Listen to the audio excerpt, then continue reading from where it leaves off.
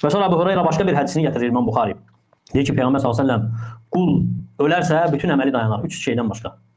Sadaqatun cariyə, yəni davamiyyətli olan sədəqə, elmun yuntəfəbi, faydalı ilim, hansı ki insanlar ondan faydalanır və salih övlad, hansı ki dua edir.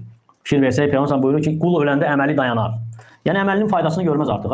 Hansı ki əməli səbəbi ilə ona savab yazılırdı. O əməlindən faydalanır da axirəti üçün, namaz kimi, həcc kimi və ya başqa ibadətlər kimi. Və Peyğəmbər s.ə.v buyurur ki, üç şeydən başqa. Yəni, üç əməl var ki, ona görə insan savab alacaq hələ də. Və sonra açıqlayır Peyğəmbər s.ə.v və deyir ki, Peyğəmbər s.ə.v davamiyyətli sədəqə, hansı ki insan yol çəkibsə, məscid tikdiribsə və ya hansısa bir xeyir bir iş edibsə, insanlar nə qədər ki faydalanır ondan, bəli, bulaq çəkdiribsə, insanlar nə qədər ki faydalanır ondan, onun savabından yazılacaq. Və sonra deyir ki, elm, xüsusən də faydalı elm, hansı ki insanlar faydalanır o elmdən və faydalı elmin ömrü uzun olur, yəni savabı çox yazılır. İstər kitab yazsın, istər tədris etsin, elmi öyrətsin və ya bacarmırsa bu elmi yaymaqla, kitabları və ya məqalələri yaymaqla, dərsləri yaymaqla məşğuldursa, öləndən sonra bu əməl, yəni bu əməlin savabı onun üçün davam edəcək. Və sonra deyir ki, salih övlad.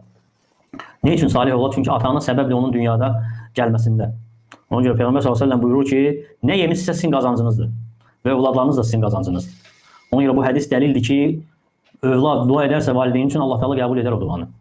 Və salih əməl kimi öz valideynləri üçün yazılar savab.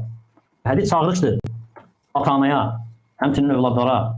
Çağırış edir ki, ata-anaya, əgər istəyirsinizsə övladlarınızdan faydalansınız öləndən sonra, onları salih böyüdün, onları salih tərbiyə edin. Və övladlara çağırışdır ki, əgər istəyirsinizsə ata-anavız üçün sizin duavınızın faydası olsun, onda salih olun özünüz. Salih olun, salih, necə ki sizi salih tərbiyə ediblər, sabit olun o salih tərbiyə üzərində, o iman üzərində. Və hədis dəlildir ki, salih övladın duası faydalıdır valideyn üçün. Onlar vəfat etsə belə və ya onlardan biri vəfat etsə belə. Və fərq etmir, istər anası üçün, istər atası üçün. Və hədis dəlildir ki, həmçinin nəsli kəsmək olmaz. Necə ki, İslam ümmətinə Avropa dövlətlərindən daxil olub bu əməl. Övladların sayını təhdid etmək olmaz ki, bu qədər olsun bəsdir.